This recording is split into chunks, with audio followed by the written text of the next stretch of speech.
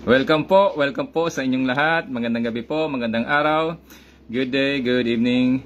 Welcome sa ating Facebook Live. Nandito na naman po tayo para mag-share ng ating gustong ibahagi sa inyo. But then, umpisahan po natin sa awitin.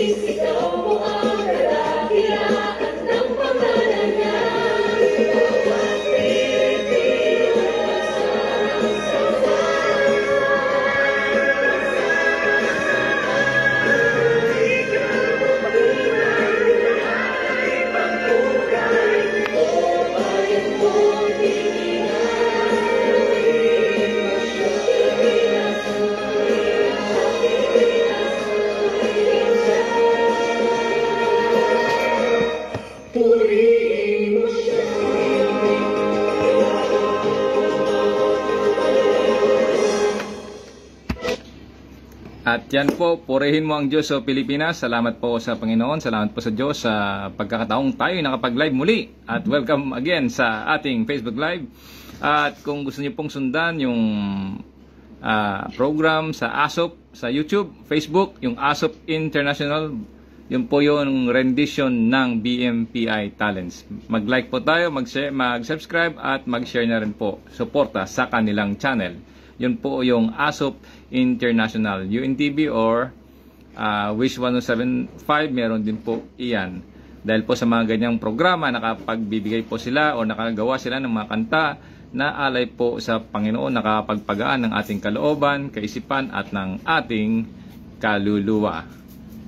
Babalikan ko lang po ng kaunti. Ang tawag doon ay follow through sa ating tinatawag na mind sharpening. Ano po ba iyon sa mind sharpening?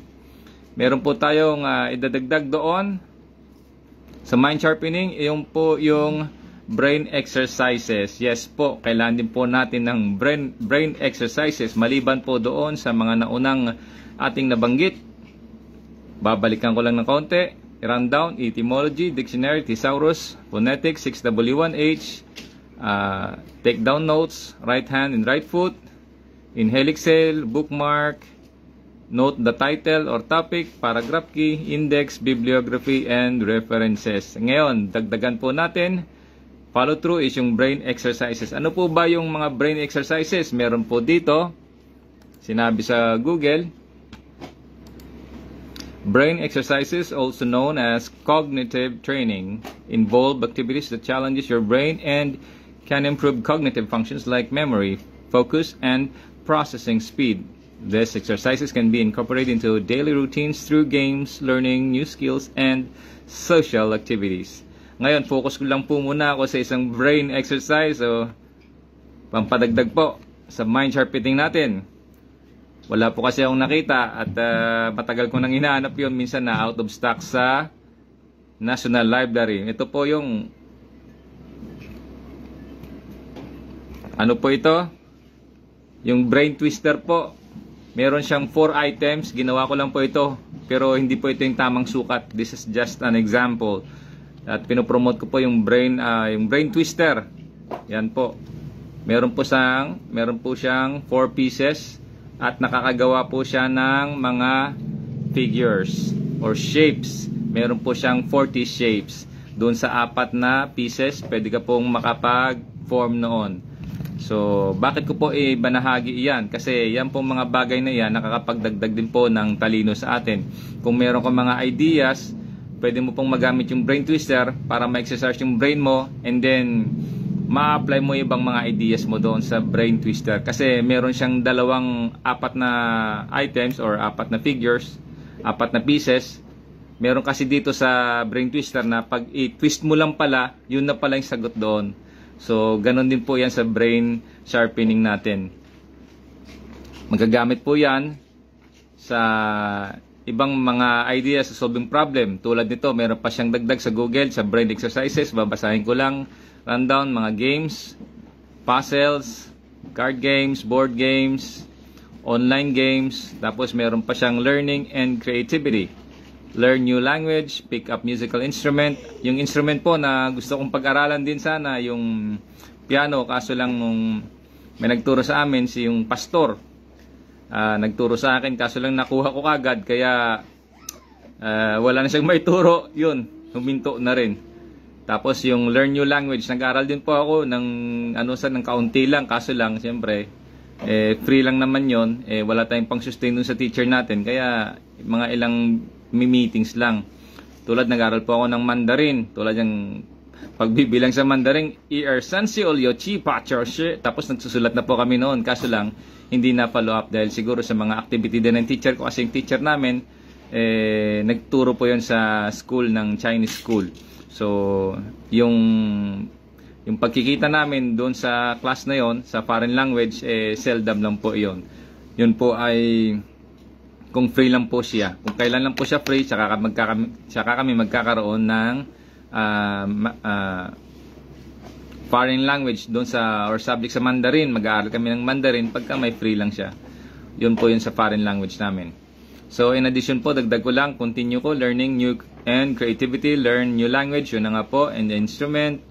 Tapos, engage in creative activities, tulad ng mga team building, yan, painting, writing, other creative or to boost cognitive functions, read a variety of books. Yung mga books po, medyo marami-rami akong nabasa, but then kung gusto niyo talaga ng the best book or sinasabing super book, yan na po yung Bible. Kasi yung Bible galing ngayon sa salitang Greek, which means books. Yan po yung Bible. Yan po, Biblia. Yan po yung plural niya. Pag singular is Biblios or Biblion in Greek. Yan po. Pero kung meron kayong mga libro, tulad niyan, yung maalala ko, yung The Great Books of the Western World, yun, isa yun sa mga the best. Talagang nakapagtrabaho ko dati sa library, doon nabasa ko yun. Talagang want to sawa ko sa kakabasa.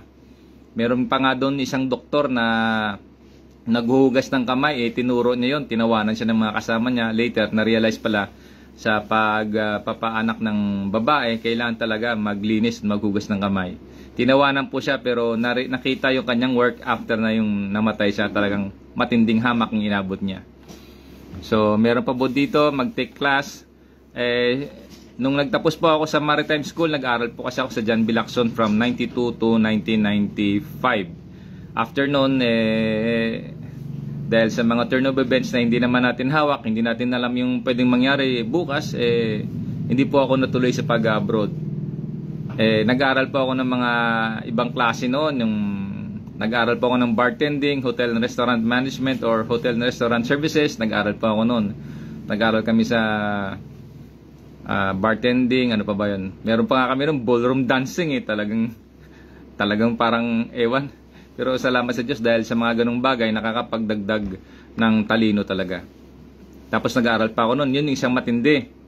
Nung ma-share ko lang nung nag-aaral ulit ako sa Asian Theological Seminary, ang nag-recommend sa akin nun yung si Pastor. Pastor, hindi ko na i-drop name yung pangalan mo rito. Pero nagkaroon man tayo ng paghihiwalay ng landas, hindi po ako kaaway ninyo. Kung baka sabihin nyo, sinusunog ko kayo, hindi.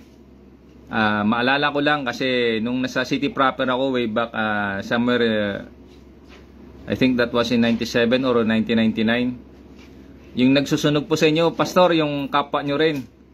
Alam nyo yung apelido niya, Hari. Gawin mo lang English, yun yung apelido niya. Siya yung nagsusunog sa inyo kasi nakausap ko siya doon sa may city proper noon, doon sa may University of Iloilo, in between sa RF, ano ba yun? RF. Yung radio station doon sa tabi ng UI. Naglalaro kasi ako noon ng gagamba. Kasi yun ang naging sports ko noon, hilig ko Kasi bagaman nagtapos na ako ng college noon, meron akong ugali ba na yung parang bata isip, gusto ko maglaro. Kasi doon ako nalilibang Kung meron mang pressure or stress sa buhay, ginagawa ko ay maglaro na lang. Isa yung sa pinaglalaroan ko ay gagamba. Ngayon nag-meet kami doon, kung ano nung pinagsasabi niya sa akin, nag-start siya ng kwento. Tapos, pinasok niya. Pastor din pala siya. Sabi ko, ganito, ganyan. Tapos nag-umpisa siya ng kwento, siya nagbukas noon. Ako tahimik lang ako noon, pero siya nagbukas. Sumagot din ako, tapos siya nagsasabi, pinagsasabi niya, mga pastor na naging pulis, ganun ba? Hindi ako may sabi noon siya. Na-share ko lang naman. Tapos kumuha lang pala siya ng impormasyon, pero yun na pala yun. Yun pala yung is one of the gathering ng information niya. Hindi ko lang sabihin yung apelyido niya, pero kung gusto mong malaman yung apelyido niya Hari, gamitan mo lang ng English. Siya na yun. Kasi ang Pilipinas na infiltrate ng kaaway talaga. Kasi pag titingnan mo sa geography, nandun yun, makikita mo yan. Yung sinasabi ko nga sa Facebook, yung pinupost ko na makailang beses na. With regards sa Communist China. Yun. Ngayon, ano po ba itong kuha na ito? Bakit tayo napunta doon? Balik tayo sa ating subject, mag-take a class sa cognitive. Yun po yun. Para mag-mind sharpening tayo, ma-explore natin yung ibang hemisphere ng ating brain. Tulad yan, makinig ka sa music, yun. May mga sinare po ako din sa Facebook na makinig kayo sa mga music. Huwag yung rock music kasi parang pang-addict kasi yung iba doon Tulad yung kung anong mga klaseng kanta na yung mga orchestra, yun po yung orchestra music. Naalala ko po yung isang pelikula ni Robin Williams, yung The Dead Poets Society. Nagprofessor po siya doon, nagtuturo siya. Isa sa mga in-encourage yung mga student niya ay makinig ng classical music or orchestra music. Meron po siya doong ginawang program na gano'n habang naglalaro, nakikinig ng orchestra. So para daw ma-exercise yung brain or ma-explore or yung cognitive ng tao, ng brain ng tao. Okay? So tuloy ko lang. Ano pa yon para ma-improve yung ating cognition or magkaroon tayo ng brain exercise. Tuloy ko lang. Meron pa dito liban doon sa other activities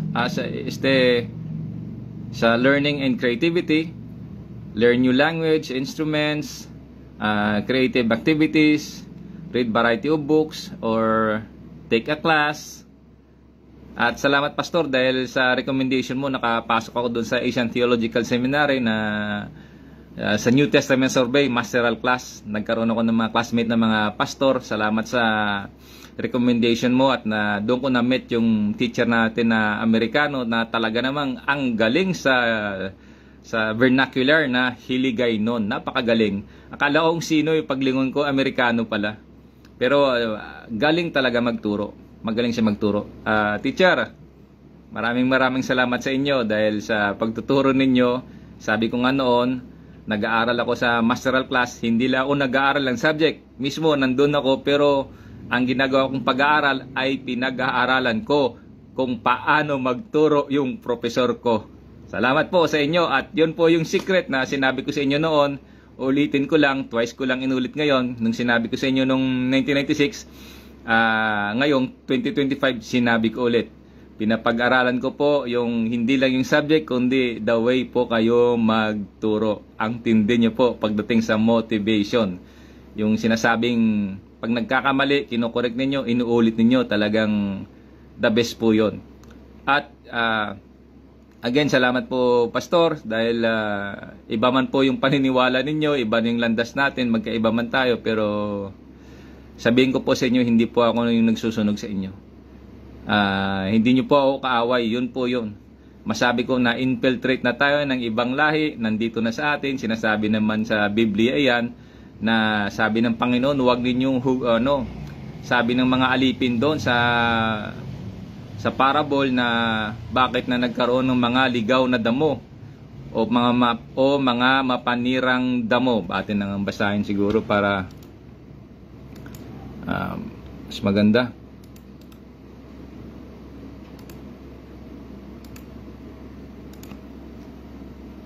Please bear with me saglit lang.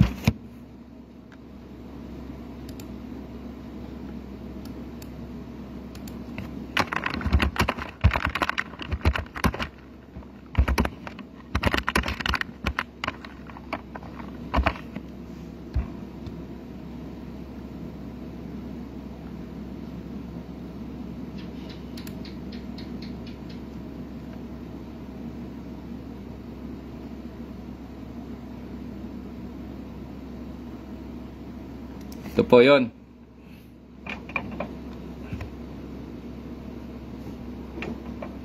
Istorbo pa. Nasa Matthew 13 verse 24 to 43. New International Version, the parable of the weeds. Jesus told them another parable, verse 24. Jesus told them another parable. The kingdom of heaven is like a man who sowed good seeds in his field. 25. But while everyone was sleeping, his enemy came and sowed weeds among the wheat and went away. 26. When the wheat sprouted and formed weeds and formed heads, then the weeds also appeared. 27. The owner's servant came to him and said, Sir, didst you sow good seed in your field? Where then did the weeds come from? 28. Quote, an enemy did this. In quote, he replied. The servants asked him, Do you want us to go and pull them up? 29. No, he answered, because while you are pulling the weeds, you may uproot the wheat and with them. Let both grow together until the harvest. At that time I will tell the harvesters, first collect the weeds and tie them in bundles to be burned. Then gather the wheat and bring it into my barn. Yan po. Kasi ang Pilipinas, dahil na-infiltrate na nga tayo, no? Gaya nga ng sinasabi ko doon, the subtle conquest, lahat po ng ahensya ng gobyerno ay halos na-infiltrate na nila. So, meron po doon sinasabi sa the art of disruption, the art of manipulation, the art of favor, lahat po yan ang sinasabing utang na loob. Sabi nga ng kasabihan ng Tagalog o natin, walang katapusang bayad. Alam po nila yung ating kultura, alam nila yung ating salita, kaya they know how to play the game with subtlety. Yan po ang kanilang sikreto na hindi naman po sikreto kasi gaya nga ng sabi ng tatay ko, yung hapon, baw lang ng baw, hindi mo alam ang nilalaman ng kanilang utak. Yan po. Kung ginagago tayong mga Pilipino, okay lang po kasi yung panggagago nila, hindi nila alam na ang Pilipino pala ay may mga talent na nagpapagago lang pero hindi iyan gago, lalo na sa mga Bisaya kasi isa ako sa mga lahi ng mga Bisaya, a proud Visayas from Iloilo City, ang banwa ko. So, Pastor, hindi po akong tagasunog sa inyo at siya po yun. Alam nyo na po, apelyido nun, Hari. Gamitan nyo lang ng kaunting English.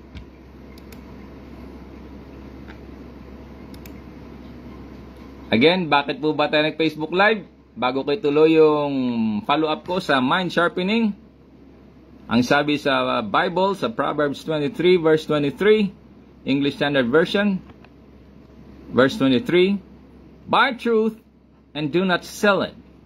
Buy wisdom, instruction, and understanding. Yan po. Bumili po tayo ng karunungan at mga katalinuhan. Yung wisdom po, medyo may kataasan po yun nasa usapin ng tao. Kasi in school or in training, you learn skills.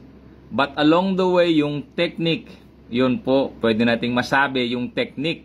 Isa po yung wisdom. Along the way, you will discover.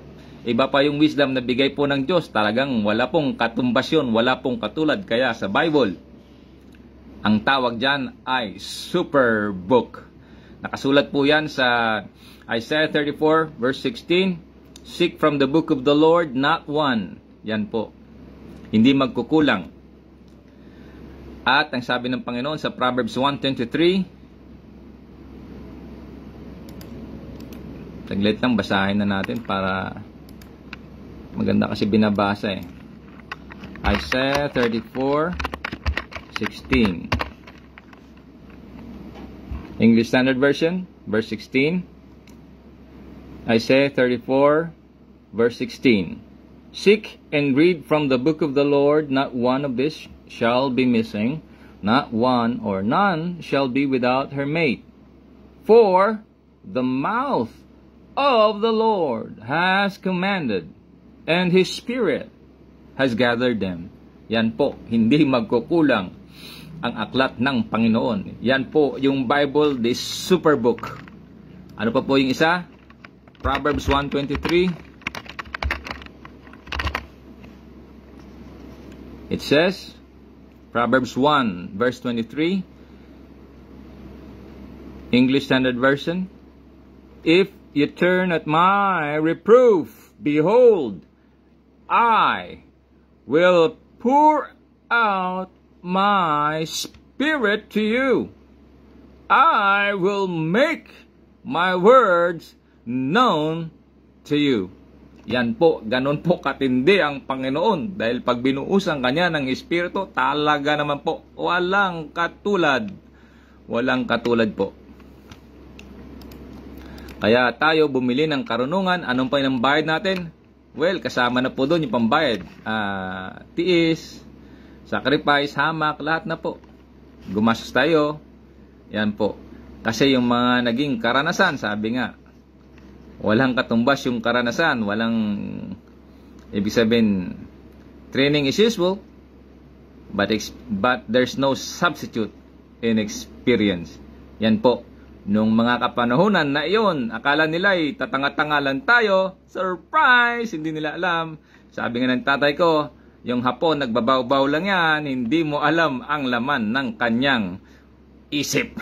Yan po. Nung panahon na yan, tayo ay parabang tanga-tanga lang, talagang down na down tayo, naglalaro lang ng gagamba, kung ano nung pinaggagawa, hindi nagsiseryoso sa buhay. Graduate ka na ng maritime school na pwede ka na sanang mag-abroad ng malaki ang sahod, pero hindi ko po natuloy dahil po sa mga pangyayaring hindi naman po natin hawak.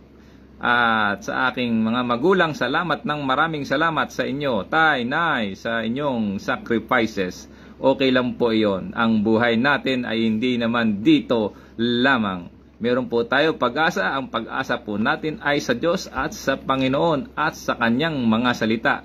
Yun po yung ating panghahawakan sa buhay na ito. Again, babalikan ko ulit yung ating sinasabing follow-up. Yun po yung sa brain exercise.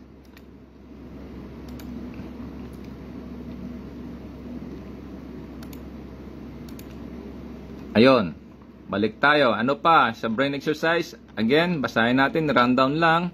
Brain exercises, also known as cognitive training. Yun po yun. Involve activities that challenges your brain and can improve cognitive functions. Ito po, maganda po yung mga salita pag binabasa natin, pero talagang pag sa tunay na buhay, pag ina-apply mo, talagang hindi madali. Medyo may kahirapan. At kung hindi mo napagandaan na ikaw ay bumagsak, talagang baka hindi ka na makaangat. Kaya nga po, manalangin po tayo palagi at nakikita po ng Panginoon ang nilalaman ng ating puso. I, the Lord, search. Basahin nga natin sa Jeremiah.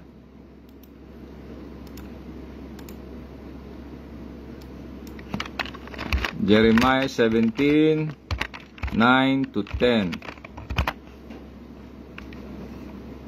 English Standard Version.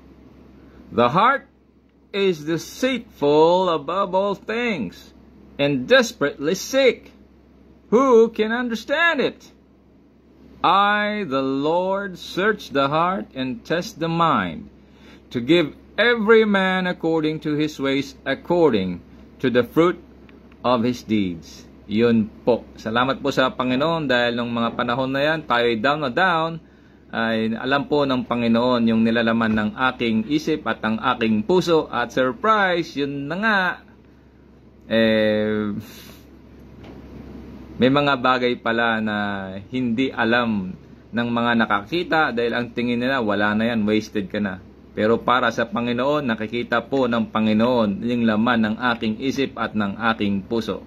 Bagaman from 1995 up to 2000, almost maraming failure. Kasi pag-graduate ko sa maritime school, nag-Manila ako, nagtrabaho ako dyan sa Monsoon Shipping. At nung time na sa Monsoon Shipping, dyan sa may Malate, Manila, inautusan ako noon pumunta sa Tansa, Cavite. Dala-dala yung mga kontrata ng mga seaman na mag-abroad kasi manning agency po iyon. Hindi sila makapirma ng kontrata kasi ongoing yung kanilang training sa kanilang seaman, pagiging seaman. Yun po.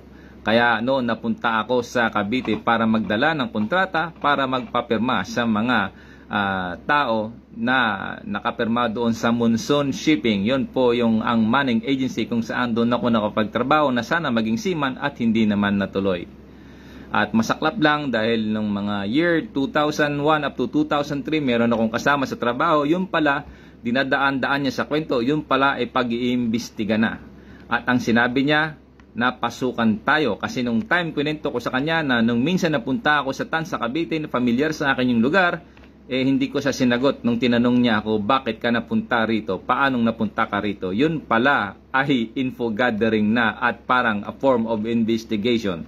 Hindi ko na siya sinagot nung tinanong niya ako kung bakit at paano napunta sa Tansa, Cavite at bakit pamilyar sa akin yung lugar. Kasi nung 1995, nung nag-apply ako ng seaman at natanggap ako bilang OJT dyan sa Monsoon Shipping, pumunta ako ng Tansa, Cavite, bit-bit yung mga kontrata ng mga seaman para papirmahan. Hindi po ako NPA, hindi po ako communist. Yan po, hindi po ako kaaway ng gobyerno. Isa po akong citizen ng Pilipinas at hindi po ako communist. Okay po? nasa po kasi ng puso ko yan na gusto ko talagang sabihin. Dahil isa ako sa mga pagbintangan na ganun tayo. Hindi po. Hindi po tayo communist. Napunta po ako doon sa Tansa, Cavite nung way back 1995. Dala-dala yung mga kontrata. Again, inulit-ulit ko para papirmahan sa mga seaman na nakakontrata na sa Manning Agency doon po sa Monsoon Shipping dyan sa Malate, Manila way back 1995. Okay po. Kaya sabi ng Panginoon, nung tayo ay down, the Lord searched the heart. That was after na po nung bumalik na ako sa probinsya. Doon sa Iloilo City na yon. So again, balikan ko yung topic natin sa mind sharpening. Yun, here nga. The brain exercises, also known as cognitive training, involve activities that challenges your brain and can improve cognitive functions like memory, focus, and processing speed. Yun po, meron din po yung mga speed reading. Gusto niyo pong speed reading? Meron po yan dito. Ito. Pag nakita niyo yung face mask, baliktad kasi sa camera, so pagpasensyahan nyo na ito po ay face mask from letter F to letter S. So, pwede nyo po yung tingnan dito sa gitna, makita nyo yung buong word. Okay po? Kasi kung per letter, matagal po yung pagbabasa. Pero pag ang focus ng mata nyo, dito sa gitna, makikita mo yung first letter up to the last letter in one count, makikita mo kaagad na yung salita. Madaling basahin. Yan po isa sa mga speed reading example po natin. At ano pa po, meron pa po dito, 2 libro. Bakit po yung 2 libro yung binili ko? Kasi sa 2 libro, ano ba, may tuturuan ka, magbubukas ka ng page, sabihin mo, hawak niya yung isa. So, sabay kayong magbabasa, hindi yung hawak-hawak niya na yung libro, tapos hawak-hawak niya rin dito. At least hindi kayo mag-agaw, susundan mo. Ikaw magbasa, parinig mo sa tinuturuan mo, tapos kukopyahin niya yung the way ka magbasa. Ngayon, pababasahin mo siya, papaulit mo, at susundan mo rin yung kanyang binabasa. At the same time, makukorek mo po siya na walang sagabal. Kasi 2 yung libro, 2 yung material na gamit ninyo. Okay po? Yan po ang mga follow-up natin sa mind sharpening. Marami po yung mga tools. So, sinishare ko po sa inyo yan ng libre. Kasi sabi ng Panginoon, buy knowledge and buy wisdom and sell it not. Nasa Proverbs 23:23, buy truth and do not sell it. Buy wisdom, instruction, and understanding. Yun po ang ating advokasya dito sa buhay at dito sa Facebook Live kung bakit po tayo nag-live. Again, dagdag po doon sa brain exercises, meron pa po siya again, games like puzzles, card games. Naglaro din po ako ng online game, yung poker. Pero hindi po ako naglaro doon sa casino kasi mahirap po. Years din po ako naglaro niya ng poker sa online games lang. Pero never ako nagsumugal na gumamit ng pera kasi mahirap na po. Dahil meron pong tinatawag na dopamine, yung sipa sa utak. Gagawin ka po nila niyang addict sa game, sa sugal. Bandang huli, masisiraan ka na ng isip. Kasi ang habol mo doon ay panalo. Dadaanin ka sa maliit-liit o sa utay-utay. Pero pag malakihan na, doon ka na nila dadalihin. Kasi kanilang sekreto yan. Kanilang negosyo yan. So hindi mo sila pwedeng labanan kasi ikaw lang mag-isa. Yung mga kasama mo, nakala mo puntos lang. O kasama mo kalaban ng bangka, yung pala ay kasabwat. Ingat po tayo, wag po tayong malulong sa sugal. At wag po tayong malulong sa sigarilyo at sa alak kasi po masama iyan sa katawan ng tao. Okay po? At nakakapagpahina ng utak yung mga bisyong iyan. So again, here are some specific brain exercises. Games like puzzles, card games, board games. Isa yan, mga chess, Scrabble. Tapos online games, yun. Wag lang na malulong sa online din. Gaya ng sinabi ko, surprise! Nag-online game ako pero hindi pala iyon purely online games. Yung mga nababasa ko, saka ko doon ina-apply. Kasi pag once nag-aral ka sa abroad o i-apply mo sa tunay na buhay, gagastos ka po ng pera at mahirap pong i-recover. Lalo na pag bumagsak ang iyong negosyo. Okay po? Tapos meron pa po learning and creativity. Learn language. Nag-aral din po ako ng Mandarin. Yun na nga, counting. Yun ang hindi mawala sa isip ko. Panghinta, kung ano man yan. Sanseol yochi pacho. Sure. Meron pa yan sa Pokya naman. Chit nang sa Zagalaw, chip ikaw chap. Yung counting 1 to 10. So, nag-aaral po tayo niyan. Kaso lang, yung sabi ko nga, yung teacher ko noon, kung kailan lang kami may klase, kung free time niya. So, wala rin akong pang-sustain sa teacher ko kasi nung time na yon talagang hindi rin kaya ng budget. Kaya wala akong maibigay na pera o pampakain man lang sa teacher. Kaya hindi na bumalik si teacher. Yung isa naming teacher kasi dalawa yung teacher namin sa Mandarin. May edad na. Free nga, pero syempre you need, alam mo na, kailangan mo rin gagastusan sila para masustain din yung gastusin nila. Hindi yung free lang ng free. Pero salamat dahil na-experience natin yung mga ganung bagay at nakita naman nila na pagturo nila na nakakakuha din naman tayo. So meron pa po sa learning and creativity, learn new language, musical instrument. Yun po, nag-aaral po ako ng sax. Ang pinag-aralan ko po sa sax doon yung Amazing Grace. Amazing Grace, how sweet the sound that was. Yan po, yung Amazing Grace po, yung saxophone. Pinag-aralan ko rin po yun. Nagpaturo ako sa kasama ko kung paano yung mga ipit-ipit doon o yung paghawak sa sax keys. Yun po, at tapos pag-ihip. Kaya natuto po akong mag-ihip ng saxophone, hindi pala ganun kadali. Kasi nakapatog pala dito sa lower lip. Ganyan. Yung ring reed. Tapos pag-ihip mo pala, hindi basta. Tapos meron din po yan, yung inhale, exhale. Yung inhale po, meron dito sa abdomen, meron sa chest, meron sa back. Inhale. Meron pa po yan dito. Pati pala yung sikmura, nag-inhale yan. Ini-inhale pala, nilalagyan ng hangin. At saka pag nag-blow ka pala sa saxophone, huwag mo gamitan ng hangin galing sa baga kasi magkakasakit ka sa baga. Kaya ang kailangan pag-blow mo ng saxophone doon po sa abdomen or sa stomach. Kaya ang inhale-exhale po nila hindi lang sa chest, hindi lang sa dibdib, kundi po sa abdomen. Yun po, abdomen or stomach. Yan po, yung inhale-exhale ng mga naggagamit ng sax or mga gumagamit ng musical instrument na gamit yung hangin. Okay po?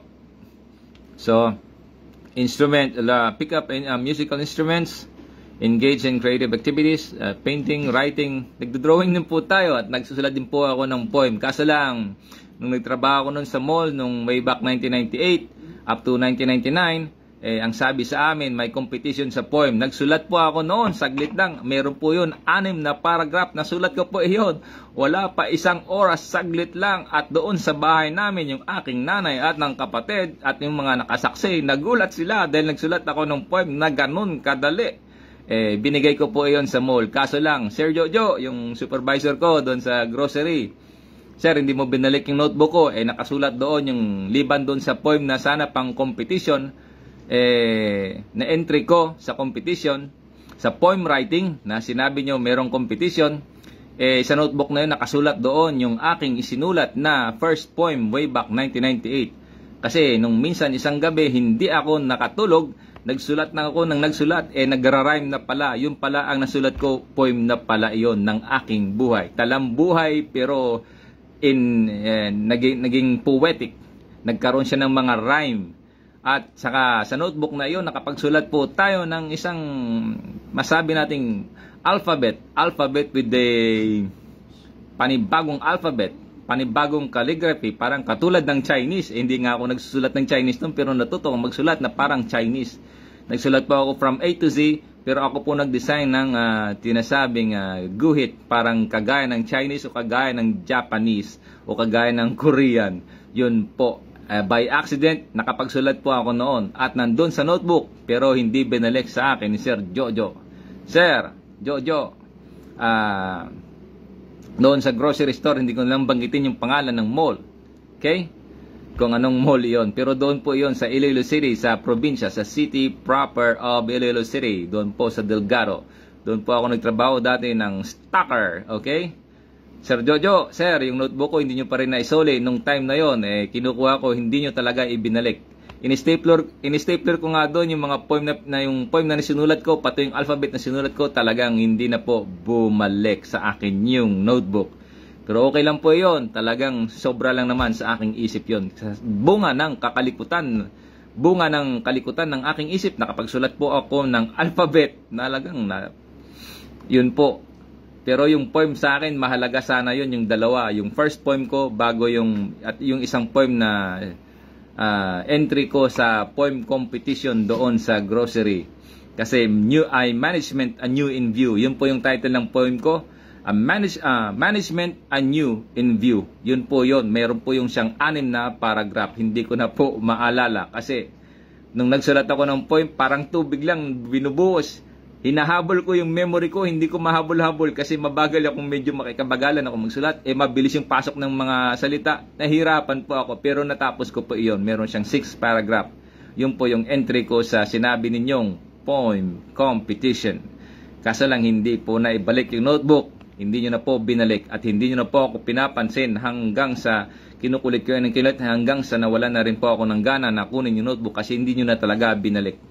Sir Jojo, alam mo na yun, sir, bahala ka diyan.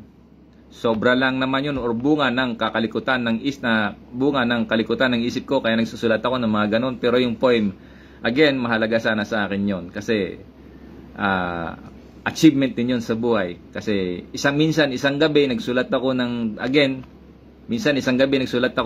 yun na pala, nagkaroon ako ng talambuhay na nakasulat sa poem, nag-rhyme. Okay po? So, again, sa learning and creativity yun, nakapagsulat tayo. So, yun nga, read variety of books. The best po na babasahin natin, yun po yung Bible, which is the super book. Kaya sa Bible, dahil plural, kung isa lang po, kung singular is called Biblios or Biblion. In plural, Biblia. Yun po yung sabi sa Greek. Yun yung etymology. Biblia. Okay? Tapos, ano pa ba? Read variety of books. Reading expose you to new information, expands vocabulary, and encourage imagination. Okay. Doon po sa mga formula na sinusulat ko dyan sa Facebook regarding dun sa about sa Satan City and the 666, na-inspire po ako yan sa pelikula noon, yung sequel noon sa RPN8, yung title MacGyver. Yun po. Nakakuha po ako doon ng idea kay MacGyver nung mga many years this later na, about 15 to 20 years ago. Naghahanap po ako sa YouTube regarding kay MacGyver kung meron pong sequel doon. Wala na pala kasi back in the 80s pa po iyon, lumang-luma na. Meron siyang sa YouTube pero hindi po kompleto yung mga sequel. Okay?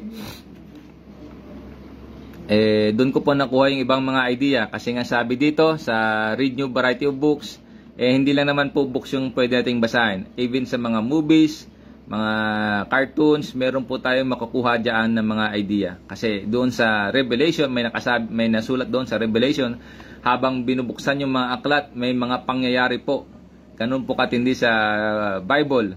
Habang binubuksan mo yung aklat, nakikita mo yung mga pangyayari. Kumbaga, wala pa tayo dito yung mga 3D na niya na mga visual aid.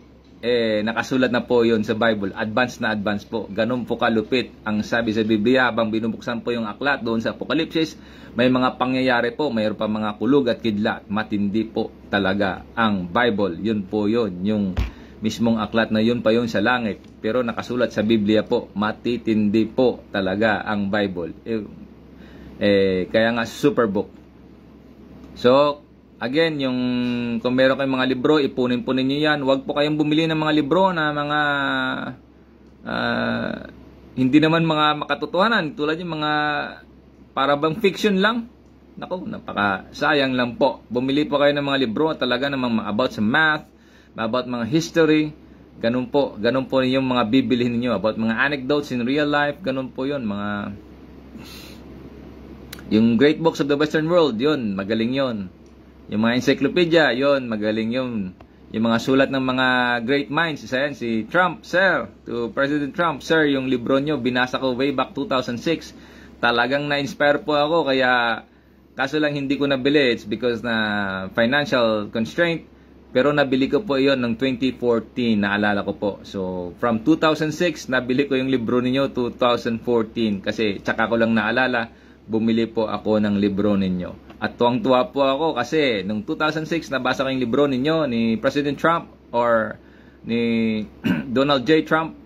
Tapos, ng 2016, tumakbo siyang presidente ng Amerika at nanalo siya. Talagang tuwang-tuwa naman po ako. Talagang, what an amazing experience. Okay?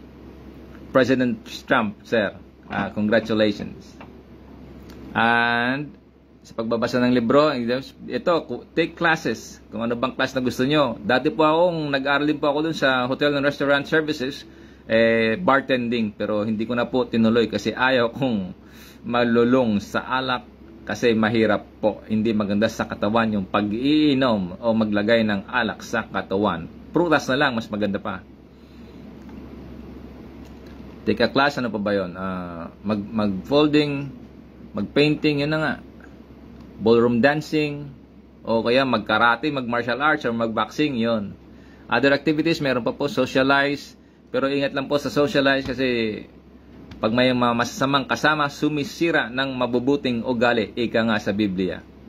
Ang masamang kasama ay sumisira ng mabubuting ugali. Ingat po tayo kasi naging biktima rin po ako. Yung mga taong tinatrato mong kasama, kaibigan, yung pala'y kaaway. Naranasan ko po yon nung college days ko. Doon ko po na-realize. Naging kaibigan ko sila, trato ko silang kaibigan, yung pala hindi trato nila sa'yo kaibigan. Ang trato nila sa'yo ay laruan.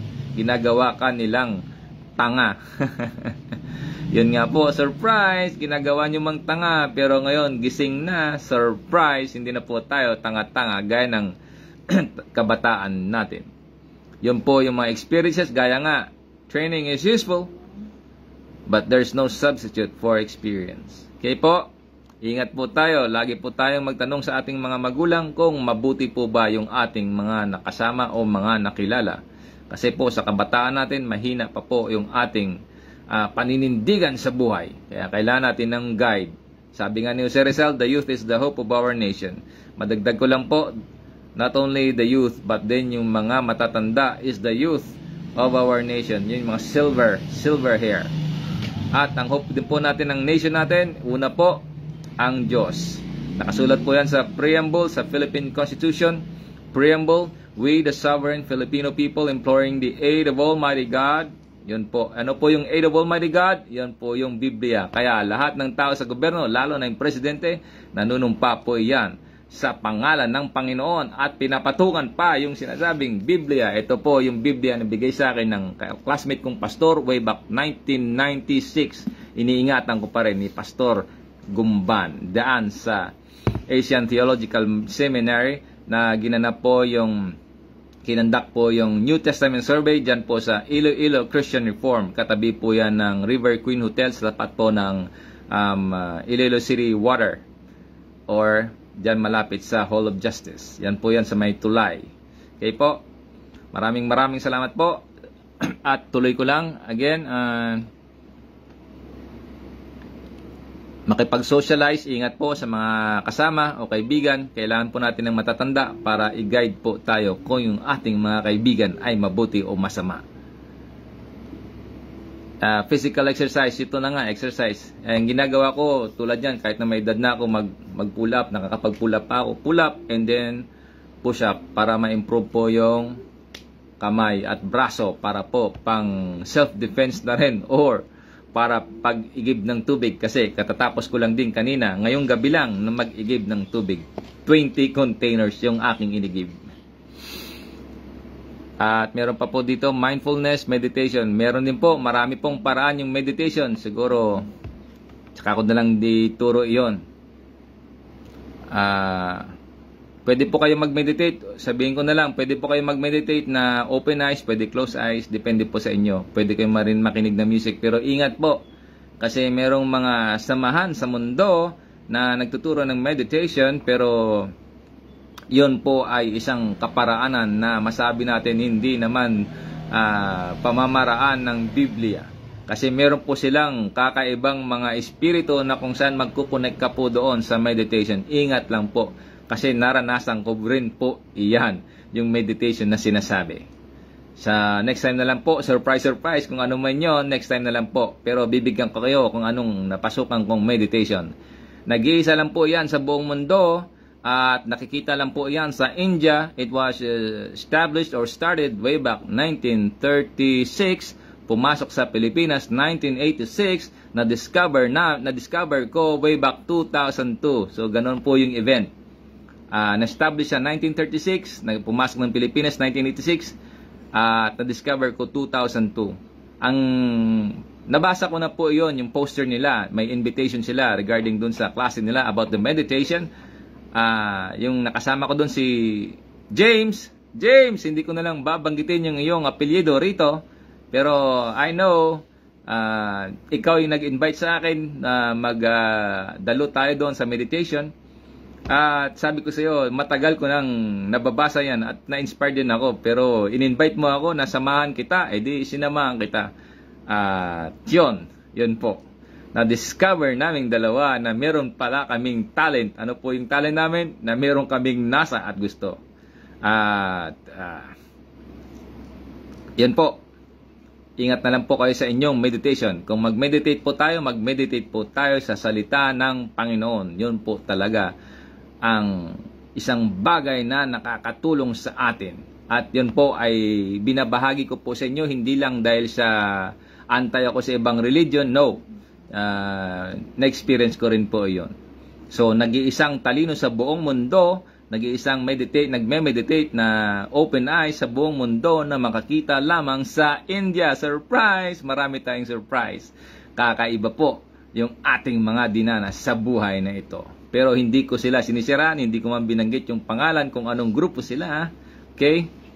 So, bahala na po kayo kung kayo na po ang mag-research. Pero ingat lang po kung kayo po ay magme-meditate. Kasi po merong mga ibang espiritu na sumasali doon sa meditation. So, again, yan po ang sinasabi natin mga brain exercises. At ma-share ko lang po sa toothbrush, i-promote ko na lang yung toothbrush ng Colgate. Yes, Colgate. Kasi, bakit po Colgate? Kasi mura po yung Colgate. Bakit po mura at Colgate? Kasi po, nagpapalit po tayo ng toothbrush every month or every twice a week. Kasi po yung Colgate, mura lang po. Kaya ko siya pinopromote. Kasi yung ibang toothbrush, pag mahal, medyo nanghinayang kayong itapon. Kailangan nyo po iyang palitan. Kasi po, nag-iipon doon yung mga bacteria sa toothbrush. Pero disinfect nyo rin po, gamitan nyo ng colored bleach. Yes, colored bleach po na Zonrox. Ipang-disinfect ninyo sa inyong toothbrush. Tsaka hugasan nyo, rinse well, and then ibalik nyo doon with the cap. At don't forget na rin po, mag-floss tayo. Okay? Mag-floss. Kasi sa floss po, malaking tulong po iyan para yung ngipin natin pumuti at tumibay. Yung pampaputi po, meron silang ginagamit na ba tawag nito? Yung ginagamit sa baking soda, yon, baking soda, iba, yung pampaputi ng ngipin. Pero yung ginagamit ko pampaputi, secret ko na lang po iyon. Kasi sinare ko po iyon sa mga close ko lang. Doon ko po sinishare bakit pampaputi ng ngipin. Again po, salamat ng maraming salamat sa inyo. At sa follow-up natin, ngayon natakil po natin ngayong gabi, sa follow-up ko, yung brain exercise, yun sa pagbabasa, yung one word, yung repeat exercise, kasi po sa pagre-repeat natin, naguguhit po yun sa ating memory. Tulad yan sa pagbabasa, sa speed reading din, tulad yan, pwede mo siyang basahin ganito mabilis, pero mga book lang. Yung book title or book name, from Genesis, Exodus, Leviticus, Numbers, Deuteronomy, Joshua, Judges, Ruth, 1 Samuel, 2 Samuel, 1 King, 2 King, 1 Chronicles, 2 Chronicles, Ezra, Nehemiah, Esther, Job, Psalms, Proverbs, Ecclesiastes, Solomon, Isaiah, Jeremiah, Lamentation, Ezekiel, Daniel, Hosea, Joel, Amos, Obadiah, Jonah, Micah, Nahum, Habakkuk, Zephaniah, Haggai, Zechariah, Malakay. Tapos Matthew, Mark, Luke, John, Acts, Romans, 1 Corinthians, 2 Corinthians, Galatians, Ephesians, Philippians, Colossians, 1 Thessalonians, 2 Thessalonians, 1 Timothy, 2 Timothy, Titus, Philemon, Hebrew, James, 1 Peter, 2 Peter, 1 John, 2 John, 3 John, Jude, Revelation. Yun po. By repeating yung exercise, talagang yung recall mo, natatandaan mo po. Kaso lang wala po akong newspaper dito kasi gusto ko sana ipakita sa inyo about the exercise. Kasi yung brain natin, parang pag inilatag mo siya, tulad siya sa isang newspaper, ganun po kalapad yung brain natin. Dahil po sa mga experience natin sa buhay, na magkakaroon po ng mga maraming naguguhit yan sa utak natin. So para maalala natin, i-repeat mo yung mga exercises mo. Meron po akong marker, kaso lang wala po akong newspaper dito kasi newspaper maraming sulat. Halimbawa ko sana yung effect, yung good effect ng pag-uulit-ulit ng mga bagay na ating ginagawa para po yun ma-embed sa ating memory. Bagaman marami ng information, tad na tayo ng information, ng problema, maalala pa rin natin. Kasi sa paraan na inuulit-ulit natin, liban pa doon sa mga start with your right hand and right foot, na-mind sharpening natin iyon. So, pag meron kang newspaper, subukan nyo magsulat ng letter A. Isang guhit lang ganyan, letter A sa newspaper, hindi nyo po mabasa. Pero ulit-ulitin nyo po, makailang ulit, makita nyo yung isang side ng A, tapos kabila naman, ulit-ulitin nyo, makikita nyo isang side ng A, tapos ulit-ulitin nyo yung pinakagitna, connecting the both legs, makikita nyo na yung buong letter A. Ano pong ibig sabihin? Kung ulit-ulitin nyo po yung isang bagay na gusto ninyong pag-aralan, talagang maalala ninyo at matutunan ninyo. Yun po yung tinatawag natin mind sharpening. At salamat po ng maraming salamat. Gusto ko lang sana iksiyan, kaso lang napahaba po. Pagpasensyahan nyo na. Pero sana makakatulong iyan sa inyong nasa na mag-aral pa ng panibago. Basta meron kayong gusto, ituloy nyo lang po. Para po yan pampatibay din ng ating isip. Kasi sa buhay, meron po tayong sangkap na pagkalimot. At kung ginagamit natin yung mga ganyang procedure o ganyang mga ideya, ay talaga pong makakatulong sa ating pag-iisip. Okay po? Salamat po sa Diyos, salamat po sa Panginoon, sa panibagong araw na tayo po ay nakapag-Facebook Live. Salamat po sa Espiritu Santo dahil sa mga ganung bagay ay nakikita ng Diyos ang nasa ng ating puso at yan po ang kaloob ng Diyos. You buy knowledge and sell it not. Yan po. Salamat po sa Panginoon. God bless all. Amen.